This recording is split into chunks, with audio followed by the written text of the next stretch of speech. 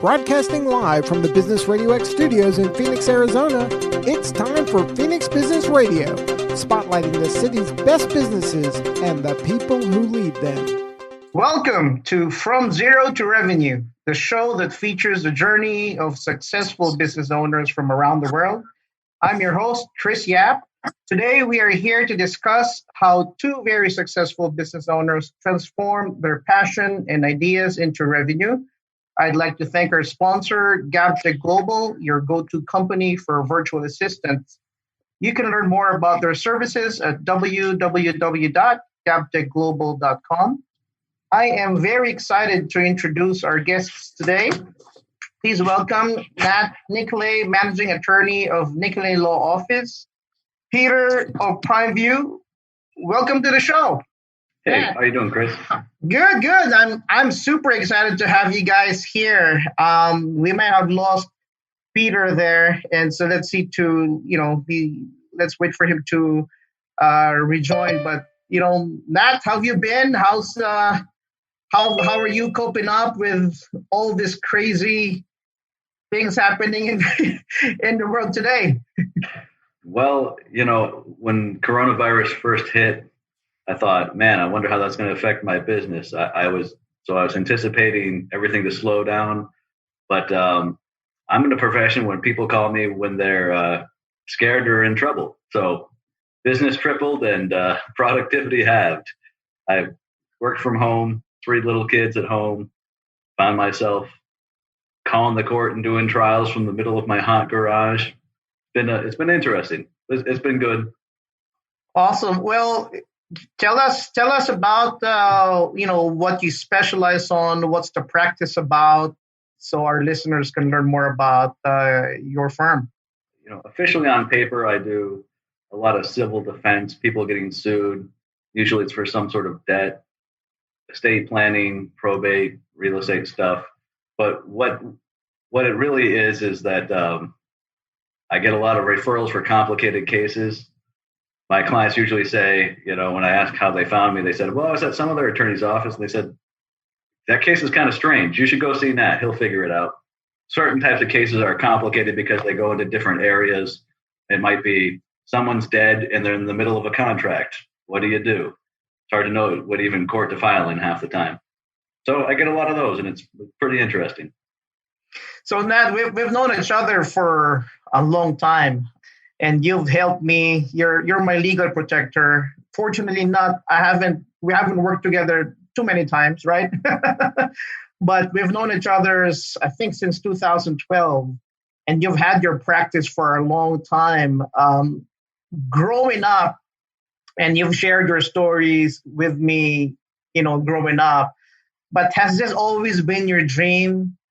Being a lawyer, defending people, going after the bad guys, has this always been the dream? Yeah, not at all. It's okay. It was only sort of an accident that I ended up going to law school. So my parents are 2 hippies.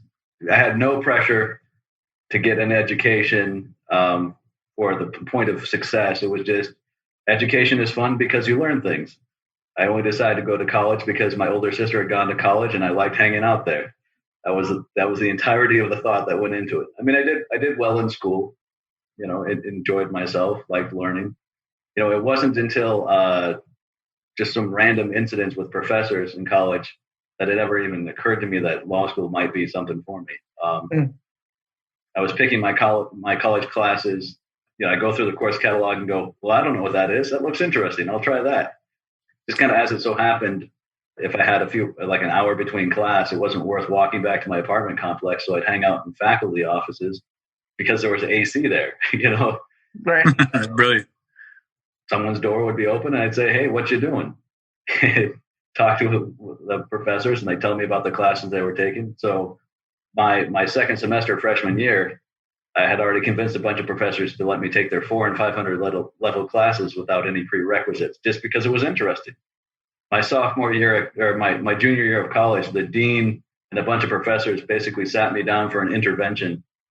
And, because I was an undeclared major, I was just taking random classes. And they said, we've decided you need to be a poli-sci major. And I said, why? And they said, so you can go to law school. I went, law school? Are you kidding me? I hate those guys. So, well, that's an amazing story, and that's why I like this kind of stories, because I think people come to realize their calling, right, as they go through the journey. But obviously, we're placed in specific situations for us to realize those. Now, Peter, tell us a little bit about PrimeView, what you specialize on, and I'm sure our listeners would love to hear about what you guys do. Sure. The short and skinny of it is a long time ago, I actually was in a similar business. I owned a collection agency, and it wasn't one of those things I woke up in the morning and thought, wow, this is exciting.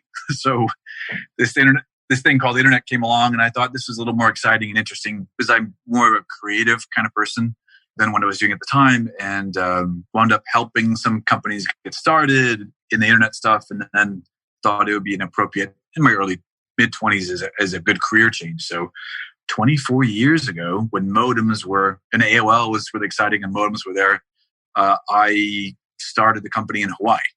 So subsequently morphed into operation here, another one in Hawaii, and another one in Asia. So that's the short and skinny of it. It's an exciting industry. It's never boring. Just amazing new technologies and life-changing stuff coming down the pipe all the time. So it's like, wow.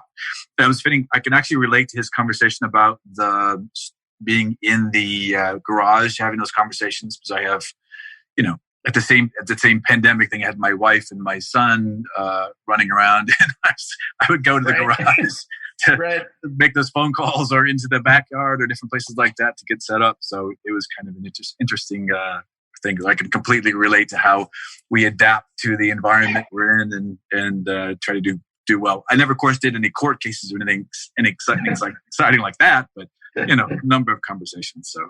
No, Peter, we've known each other for a long time as well. Too long, right? And not to throw your age out there, but I know you've been doing this for over 20 years. Right.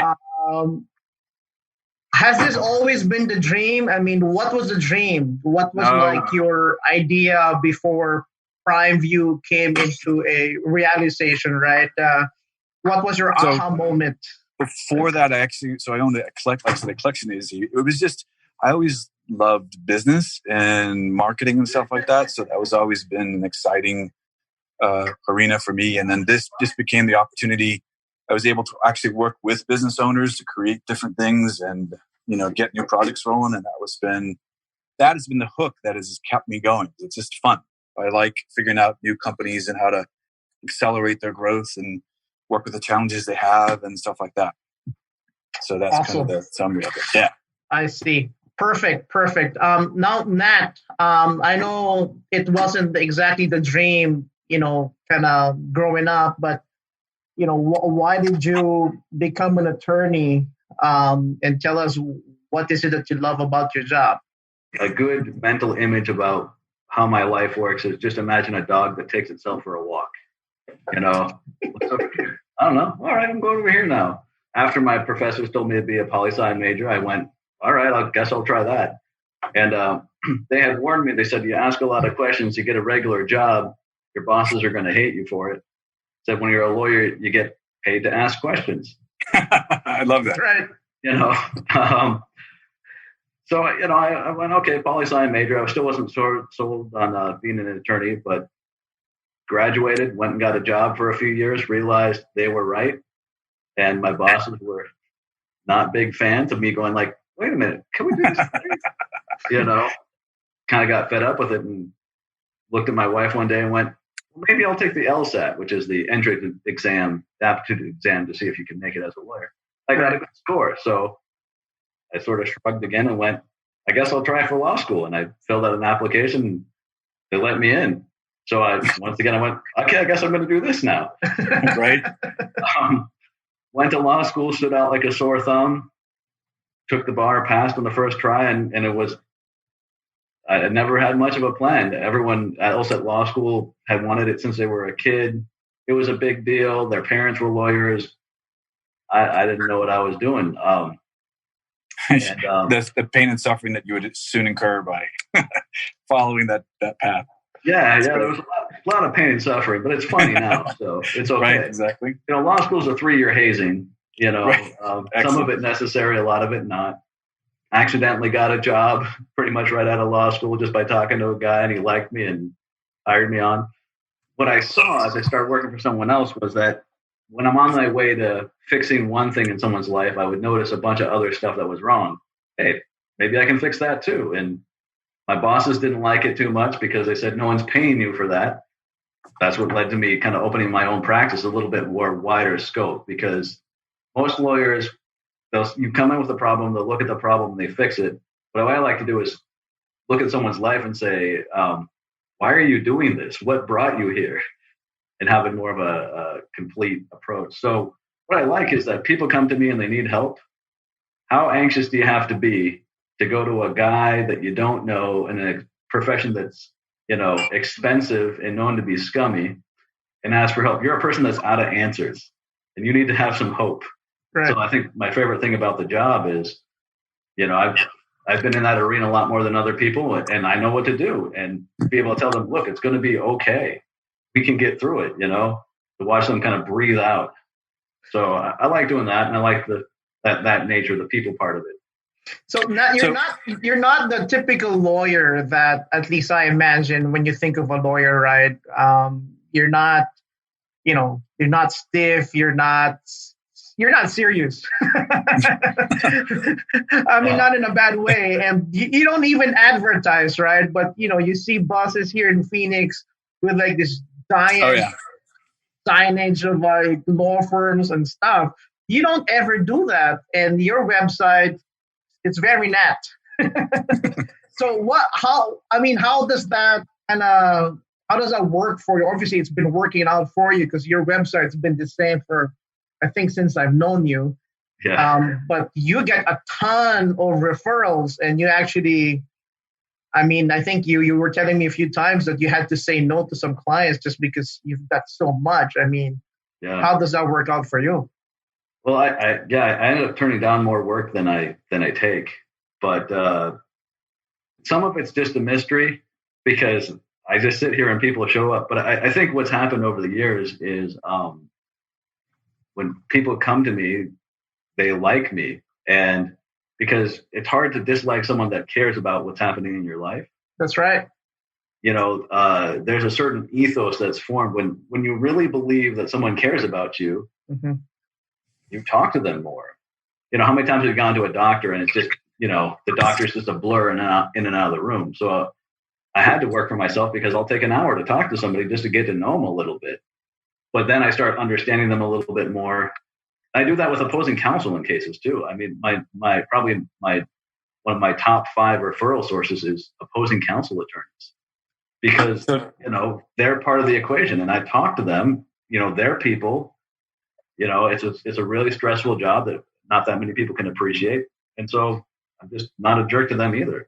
Yeah. So you mentioned something, Nat, I find it very striking, because I see that in Peter as well, which is, that genuine care, right? So Peter, you've been doing this for 20 years. I've met your team overseas, and you've had them for over a decade, something like that, right? Yeah, and something like that. I've always, that's really something admirable, because as you know, I've got my own team overseas as well. And it's a roller coaster ride. There's a lot of fun stuff. There's a lot of stuff that's not fun as well. But when I talk to your team, it's like they genuinely care. So obviously that's a reflection of how you treat them. And I've met some of your clients as well. And it's just the bond. It's almost like it's not a business kind of vendor-client relationship.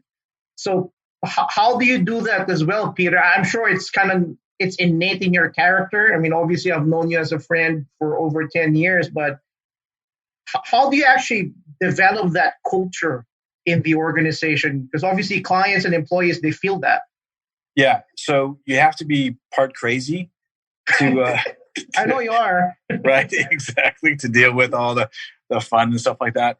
and I think maybe Nat can agree to this too, is for me, it's a lot of to do with the relationships, like the people I get to work with, and how, and how what kind of working relationship we have. And sometimes it's great, sometimes it's not, and there are different, and I also understand I've been doing this long enough that people have in different aspects of their careers. So we may have, somebody that we like to work with, but they take on a different job. And then sometimes we get referred to that new company.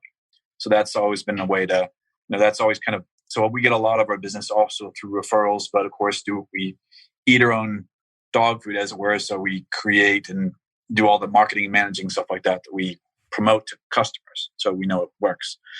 But in terms of relationships with employees and stuff like that, I'm lucky I have some people that work for me for over 10 or 15 years now. And yeah, wow. 6 or 8. Yeah.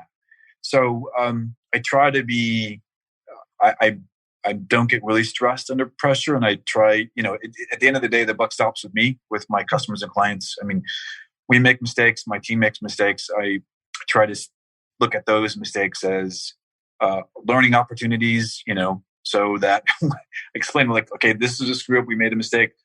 Tell me what's going to happen. This will never happen again, and then we go back to customers. We just have that honest relationship with them, and they understand, like, in this space, there's so much new technology, and at the same time, also new hacking strategies, new attack vectors, new, cybersecurity threats and stuff like that. So, I mean, if they can get into Chase Bank and, all these other things, I'm like, the best thing that we're going to be able to do for you, Mr. Customer, is to stay vigilant, right? Mm-hmm. Do all the backups we can, and, work towards the common goal, which is, whatever it is in revenue or whatever they set as their goals. But also to, have some leverage. Like if we do make a mistake or the customer makes mistakes, nobody's going to be blaming anybody. Just working together to make it work. And with this pandemic, with the COVID happening, Oh, how exciting. Yeah. Right. How are you able to navigate, with the clients, with your employees, and, what changes have you seen, and how have everyone kind of adjusted through it? Oh boy. So on the personal level, kind of like now, they went from working in the house to the garage to the backyard to the upstairs bedroom to wherever I could find some privacy. And then also, with my team, we have, 30 plus employees. I had to go out of a facility into their houses and, stuff like that. So there was issues of connectivity, and maybe some computers weren't fast enough, and that issues. I actually had one guy who was offline for an entire month because he couldn't get an internet connection. And he was locked, was locked into where he couldn't go. So he just couldn't go to somebody's facility or house or whatever and get it done. Luckily, he was able to get back online and so forth. And now we're managing the ins and outs of internet connections. And in the Philippines, sometimes there's some power issues and stuff like that. But our staff is big enough that, there's no one person that's critical to everything's, if they don't work, there's no, we're still rocking. Yeah, sure, perfect. There's an interesting, it's not just people like us that are dealing with that sort of stuff. The Supreme Court, the U.S. Supreme Court, has been doing oral arguments telephonically. And of course, if you're a nerd professionally like me, Supreme Court releases something, we're always looking at it. And right. One of the topics of discussion has been, was that a toilet we heard flush in the background? I heard about that. And there is a substantial amount of writing about which Supreme Court justice flushed the toilet without the music. That's great. Despite that, to me, that's by far the highlight of 2020 for me. Man, that's funny right there. But Nat, you mentioned that with this pandemic, I think you mentioned earlier that business tripled. I mean, that's insane.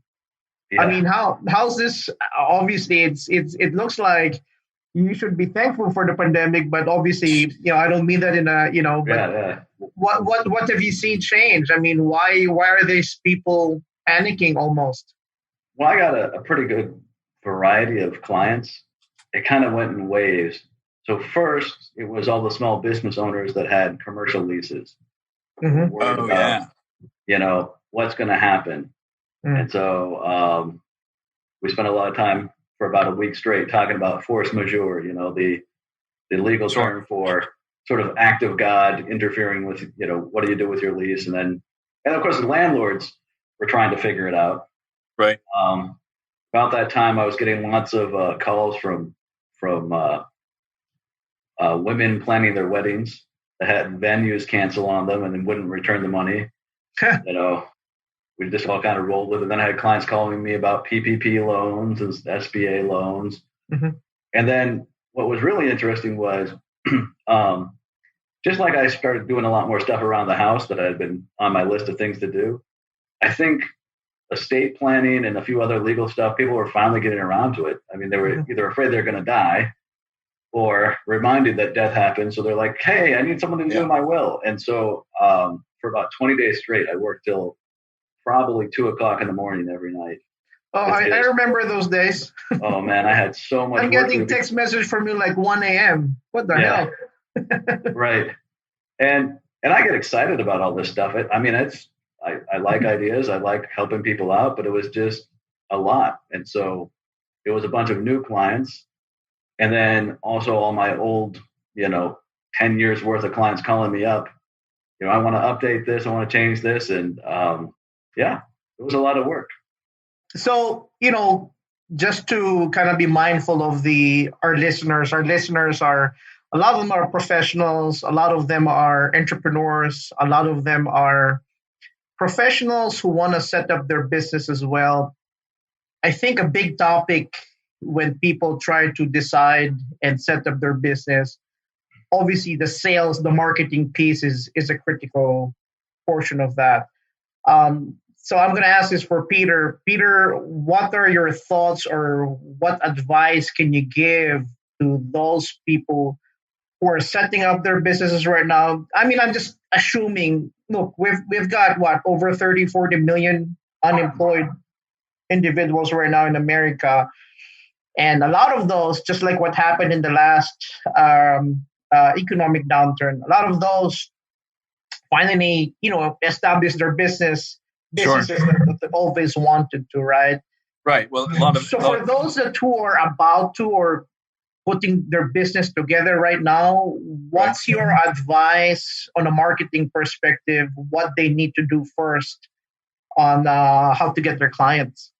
Sure. It's ironic. So, it's typically in these kind of scenarios, you saw this in 2011, 9/11, stuff like, 2008 and so forth, and all the various ups and downs that businesses typically go through. Mm-hmm. And I think, as much as I wish the pandemic weren't here, it's also good for the country to some degree, because there's some really talented people that have been locked in, jobs that they may not have wanted to stay in, or that they're kind of frustrated in. And this opportunity there's a huge amount of government funding available. There's a huge amount of for independent consultants, there's a huge amount of money that was never available before. So, and now we have the ability to do, with an instant, you can buy for $20 a month, you can buy an instant website. Obviously I have opinions about what those are, but if you're just getting started, there is so many more tools available to create and build successful businesses that weren't there many years ago. Like, we installed a CRM system that we used for applications for a customer, and it maybe cost them their monthly thing is $45 a month, maybe all configured. It was $100 a month. That same system 5 or 6 years ago would have been $8,000. Wow. Because the technology is becoming so much more advanced and so much more thing. And now that same system is integrated to their QuickBooks file and their accounting, all their customer file and their emails and all that stuff. So it's amazing the way that you can automate and gain an edge and have some of the tools that the large companies have that the little guys did not have, again, just a short while ago. So if you have that bent, now is the great time to be out there, swinging the bat. You've got to obviously get set up, and the challenge is the economy is going to be slower for a while. But I think we dumped $3 to $4 trillion with the stimulus money into the economy, and I think that will. I don't have any, I don't have a crystal ball, but I think that's going to definitely help leverage a lot of people that are wanting to get their own thing started. Well, what's your advice for those companies, existing companies, who may want to improve. Companies kind of stop spending on marketing. Some companies kind of double down on marketing. What's your take on that? Absolutely. So there's during the actual lockdown in a variety of different companies, we saw them pull back in their spending and so forth. Kind of like what Nat was saying, a big chunk of my time was spent negotiating or trying to figure out what the minimum requirements they could get away with to still maintain a presence, but also, not lose any business. At this phase of the game, I think it's kind of a race because, before a lot of companies were they're mostly doing online stuff, but kind of half-heartedly. And now everybody and their sister is using Zoom. There's Google's tools, there's Facebook, there's all these different tools that you can connect with. And I've done virtual happy hour. I can't tell you how many Zoom calls I've done, So it's all online. Virtual happy hour. It sounds fun. Right, exactly. That was fun. It's all online. I've had to rebuild my office before because I've done so many darn Zoom calls. I'm like, can't have this thing there, get it out of the way. So all these things, these are tools that are out there and there's lots of money chasing after it. So you'll see a growth in people's communication like this style. I think people are going to have to work through the ins and outs of it. Voice over IP, these kind of services are going to be strong. And I do want to do a shout out to Courtney Edwards, who's the marketing director for Crescendo. She's kind enough to let me use her office. Chris, when I got your call, I already had this scheduled. So I'm in her facility now and she can say hi real fast since I have her right there. Hi there. Gonna put her on the spot. Thanks for having Peter there. Of course, anytime. We love having Peter over here. Awesome. So we're working with Courtney on, if I can share with them, on redesigning their website and bringing stuff, making it a little more current, relevant, so that her customers can have access to things and find things easily, and doing a lot of search engine and marketing stuff that they have been doing, but hopefully with a little more impact. Awesome. Definitely. Yeah. So maybe later on you can twist her arm and see if you can get her on the call later on, Chris. Absolutely. I think for you and Courtney, being on Phoenix Business RadioX is a great platform for branding, and we can have that discussion with Karen after this call. I've had instant success. Almost after just 2 weeks after my first show. Actually, the first day after my first show, I did have a solid lead, and in 2 weeks, I actually closed that. So this is absolutely an amazing platform. Excellent. But going back to the discussion on the marketing and with new businesses, Nat, I would imagine there are some lawyers who are thinking of what you thought years ago and setting up their own practice. What's your advice for them as far as marketing or, getting clients, just getting started? How did you do that, and what's your advice? Well, if you're an attorney, you've already worked someplace else. Mm-hmm. Technically, your clients can come with you. Law firms aren't supposed to, but they generally try and keep the client with them. First thing I'd say is, hey, new guys, look up the ethical rules for that, because the law firms break it a lot. You basically, the client should always be the attorney's number one priority. Mm-hmm. I find it rarely is, but the client should have the choice about where they go. So, other people would call it your book of work, but your clients can follow you. Another great place to do it, and I've been like the Harriet Tubman for a bunch of attorneys, trying to sneak them off from sort of the indentured servitude of working for someone else. It's almost like notches on a bedpost. I think I've had about 15 attorneys I've talked into go into solo practice, all of them opposing counsel attorneys. But no. So that should make the larger companies a little concerned with doing business. Like, oh no, I'm going to lose another guy. Yeah. I try and make, for certain law firms, I make that as a threat for their managing partners. I'm going to snag another guy from you. Treat them better. Right. So the other place to get a lot of clients, when you're new, apart from the obvious like friends and family and whatever, call the attorneys that you've been having cases against and say, hey, I'm going out on my own. I've sent a ton of work to other attorneys. I've had some attorneys say that I'm the rainmaker for their law firm and I'm not even part of their law firm because I send so much work their way. attorneys that have already worked with you are usually willing to send stuff your way because you're a known quantity. So what helps is maybe if you weren't a jerk when you were litigating against them. Right. But attorneys will understand this. In the practice of law, I mean, we're basically fist fighting each other all day, but it's not personal. And, unless you're new, you don't take it personally. So we have a saying, I'm going to use the term jerk because it's not what we normally say. But in law, you can be a jerk. Just don't be a jerk about being a jerk. Okay. And all the attorneys kind of go, oh, yeah, okay. And so quite a few attorneys have gone from one place to another. They call me up as a courtesy. Hey, I'm hopping ship, not doing debt collection law anymore. I'm going into construction law or HOA law or something else that sounds painful to me. But it's a pretty, in Arizona, it's a pretty, I wouldn't say tight-knit community, but everyone knows a guy who knows a guy. Mm-hmm. The other way that I've seen a lot of people get a lot of business is I volunteer for a lot of organizations. Everybody wants an attorney, especially someone that can do estate planning, because that's the biggest gifts most charities ever get is the estate plans, And sure. I don't have a lot of shame, so I'm like, hey, you want to put these guys in your will? It'll be great. As a side note, I've raised about $20 million for charities over the last 10 years. Wow. Great. Nat, if I can speak to that too briefly. So we have some attorney clients on the website of things. So referrals are always great. And it seems like you have that pretty much locked down, but we also, work with different attorneys in different capacities, and, having a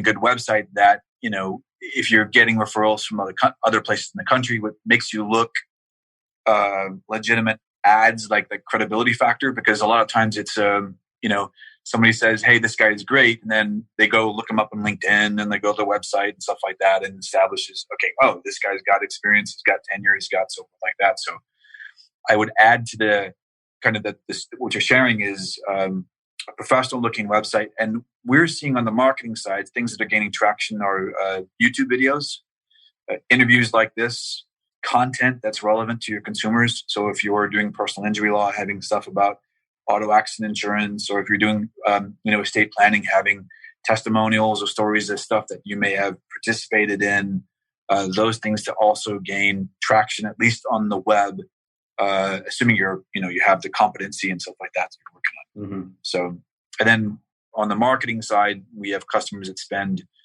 on direct advertising anywhere from, $1,000 a month to $30,000 a month, but those are large scale, groups and so forth. So I've been told that the average mid-sized law firm spends about $400 per client that they have come in the door on marketing.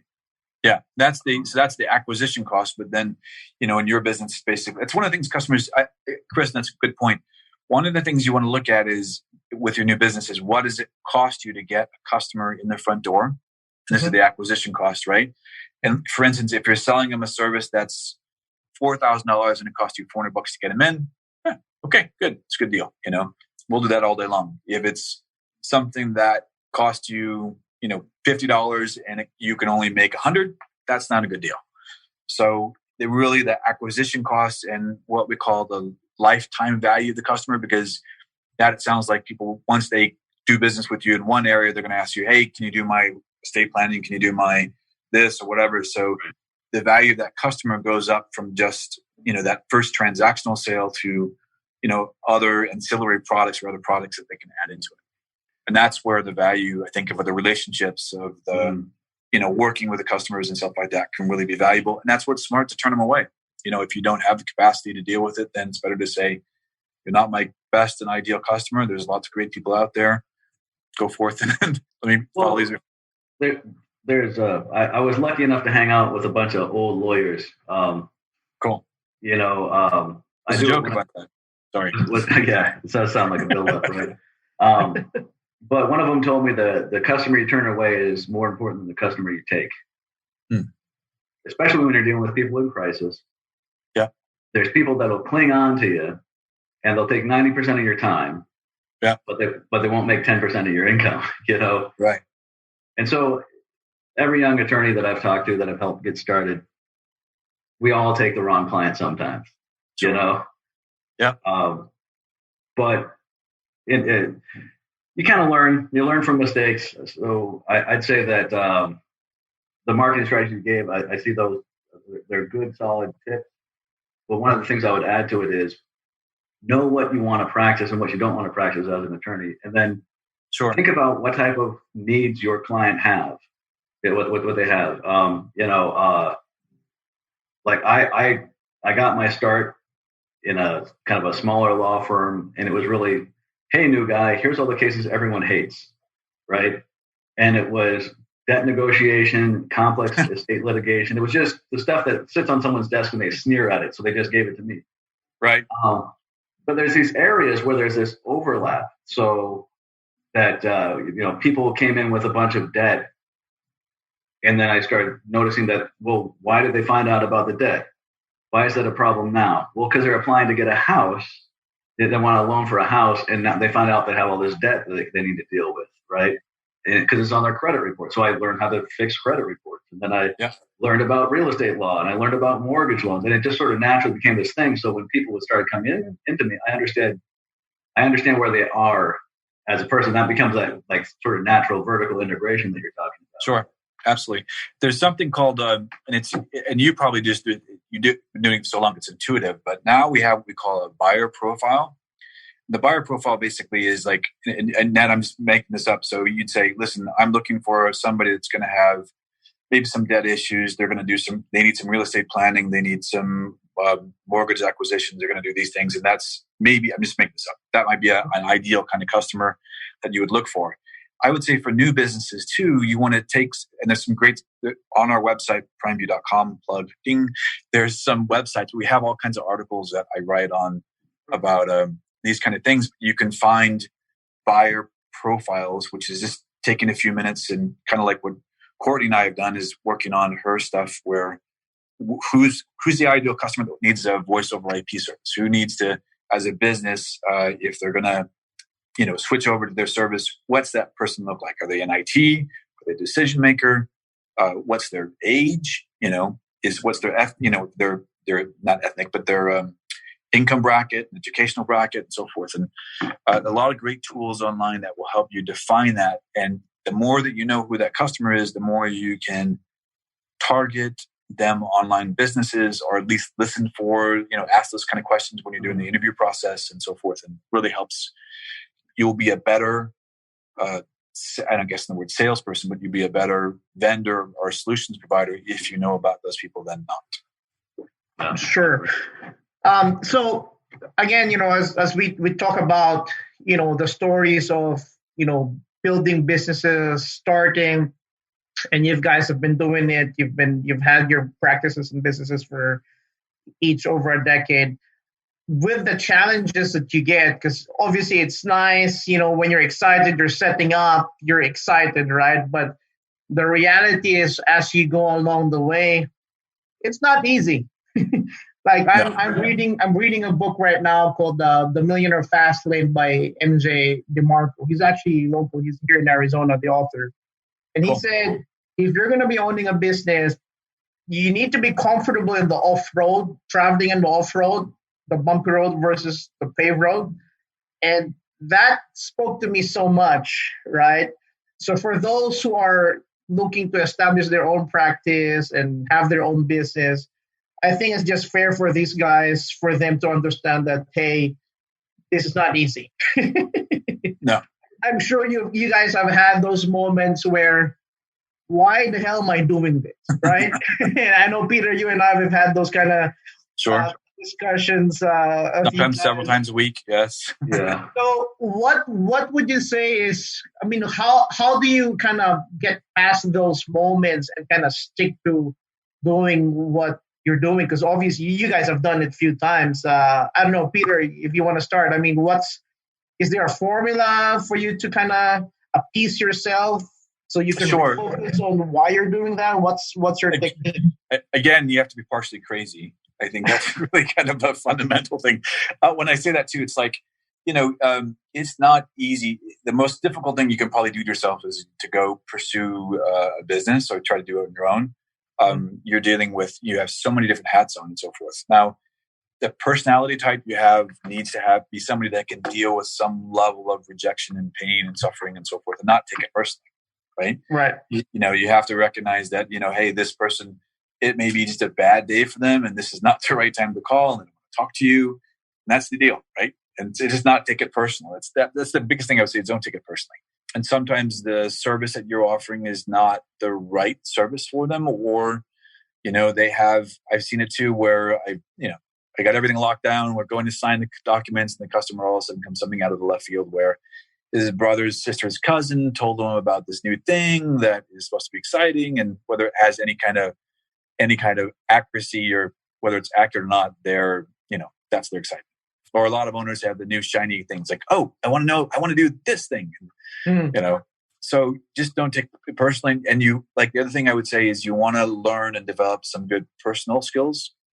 Like being able to communicate and talk to people.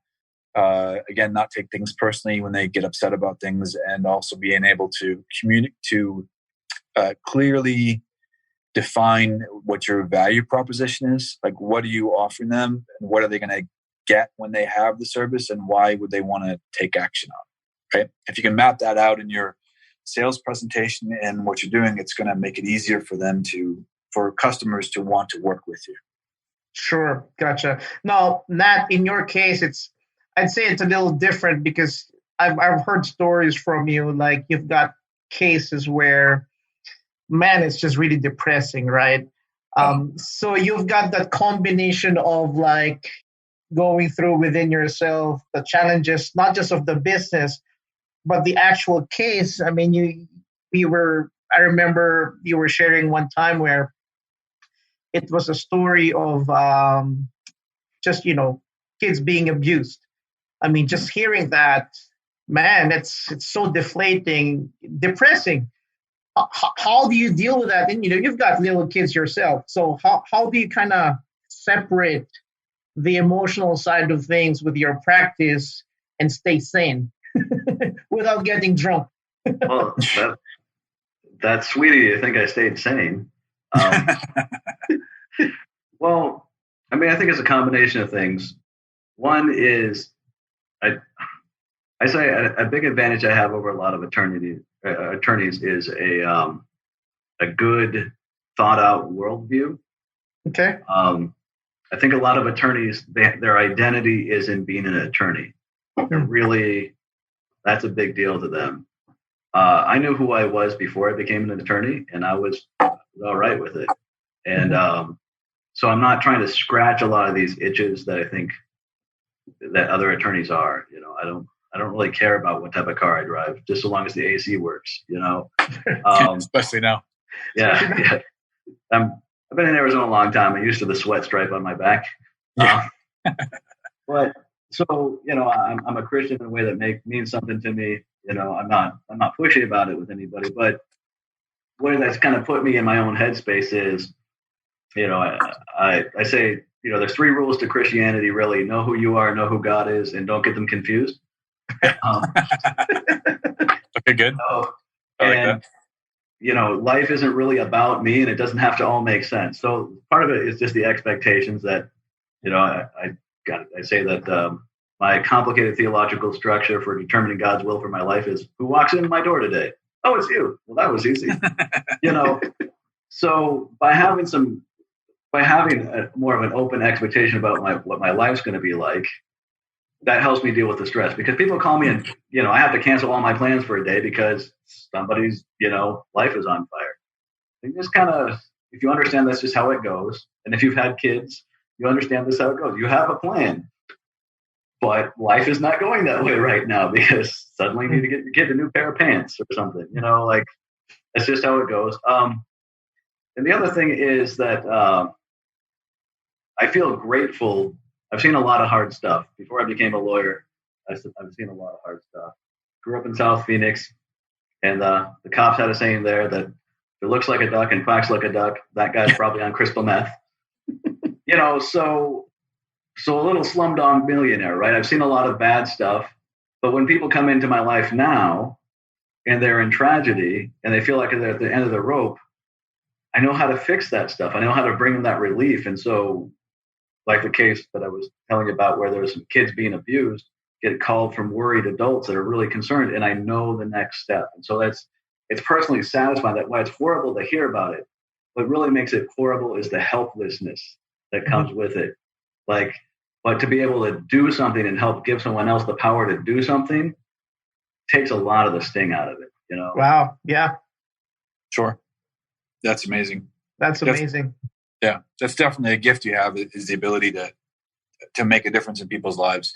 That's one of the things I'd say too, is like the ability to impact people's lives really is one of the things that drives me. I think about, I think we've got 30 people now, Chris, on my payroll. Yeah. And we're actually growing right now, which is crazy. But it's, I tell my team, like, hey, it's, not only is, the work you're doing impacting your lives and your families and your coworkers, but we have literally hundreds of other businesses that depend on our ability to execute and deliver and take care of them, right? So if we do a good job, then, they have more food on their table, they have more, business opportunity, they have more stuff like that. And if we let our personal stuff get in the way and we're not performing, then it impacts, everybody. The fun part of this business for me is being able to really see is to take somebody who's not performing at the best of their ability and actually help them move up the food chain.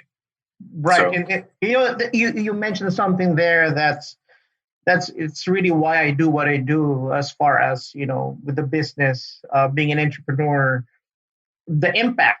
You mentioned that, you have 30 employees who depend on you. If they weren't working for you, sure, they can work somewhere else, but it's just another job, right? Right. But with your culture at PrimeView, where it really is like a family. I mean, it's crazy because you've got Van, who's very so into numbers and to performance, which is great. Right. And then here you are, who's just, man, you're an amazing human being, Peter. You're kind, you're calm. And I think that's why your clients and your employees, they love you. And really, that's the exciting part when it's your practice or it's your business, because you can decide what impact and how you impact people and who gets impacted. And obviously, when we were having this conversation prior to you setting up an office there, that was my goal, is I want to help the businesses here grow by having, options like yours, where you're able to deliver similar service at a more affordable rate while impacting.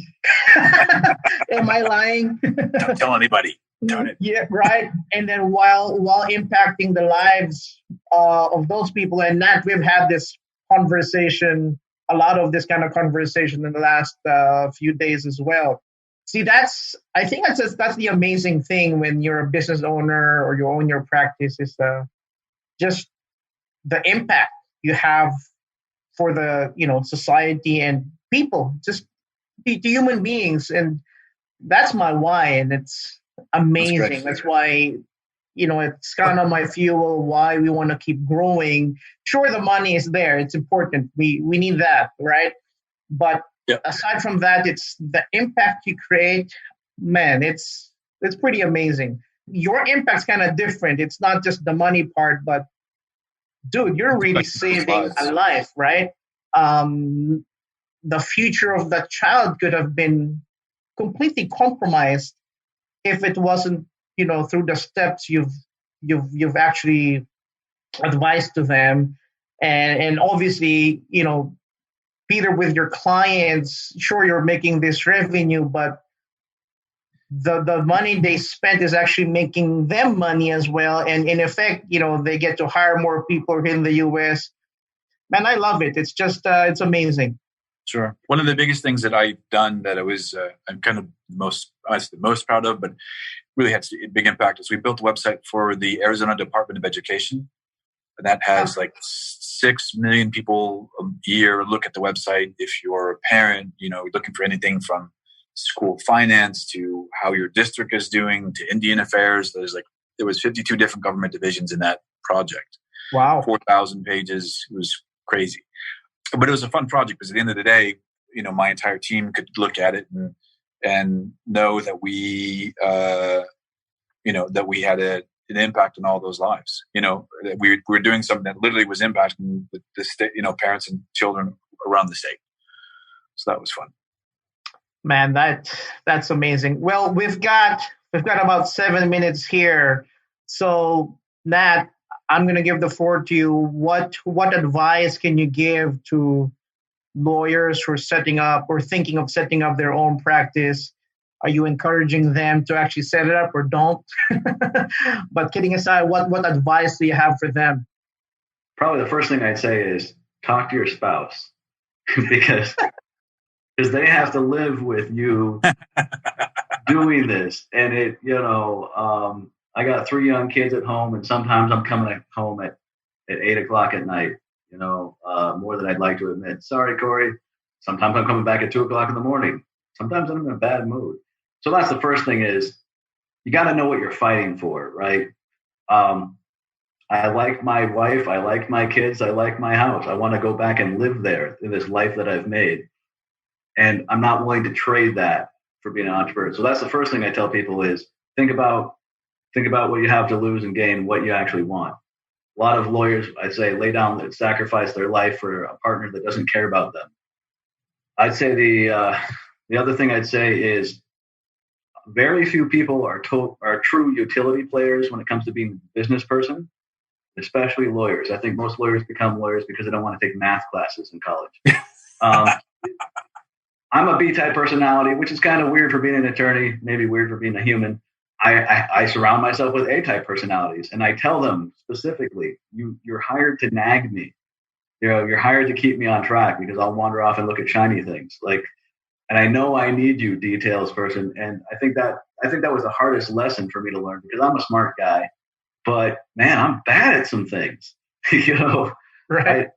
Or I'd prefer to practice law than balance my books, and that's all a necessity. So to know that it's okay to know that you're not everything and just hire people, outsource to people like you to do books or to do marketing. And you're going to be happier, much, much happier in your own business, knowing that right away and getting rid of the stuff that makes you miserable.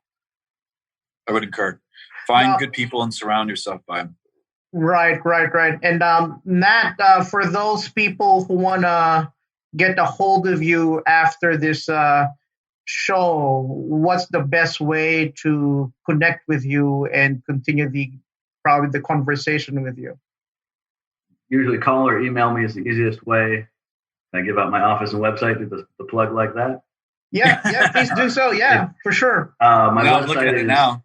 NickeleLaw.com, which is Nickele with an extra E, NICKELE law.com. It's not creative, but it gives you the gist. And my phone number is 602-772-5165. Yeah, give me a call. If I don't know how to do the thing that you need to do, I'll tell you, and I'll probably send you to someone else. But I'm always happy to talk with people, and my website is 3 pages long. It won't take you long to go through it. Awesome. Well, thanks for that info, Nat. Now, Peter, what's your advice for companies or people who want to set up their businesses right now? What are the advices you can give them? One of the other things too, I would say, is make sure you have typically you want to, if you're setting up a business, you want to have some kind of budget or capital. You need to know how much money you need to have the business operational. Mm-hmm. So if it's $50,000, make it 100. If it's 100, make it 200. And then you may not have to have that in cash, but have it available, because typically as you get things rolling, you're going to run into some kind of there's just unexpected stuff, right? And then be very adaptable, and also be willing to ask a lot of questions like Nat does and figure things out. You'll be more successful in that capacity. There's a ton of marketing stuff, Chris. Maybe even another day I can go over, but on our website, I'm trying to plug it more than I already have. But if you go to our website, which is PrimeView.com, I have literally 170 pages of articles on buyer profiles and marketing strategies and colors and why it's important and what is search engine optimization and SEO and all this other stuff that we have on there. So tons of great articles that we put together to support businesses and new businesses and getting, how to do things.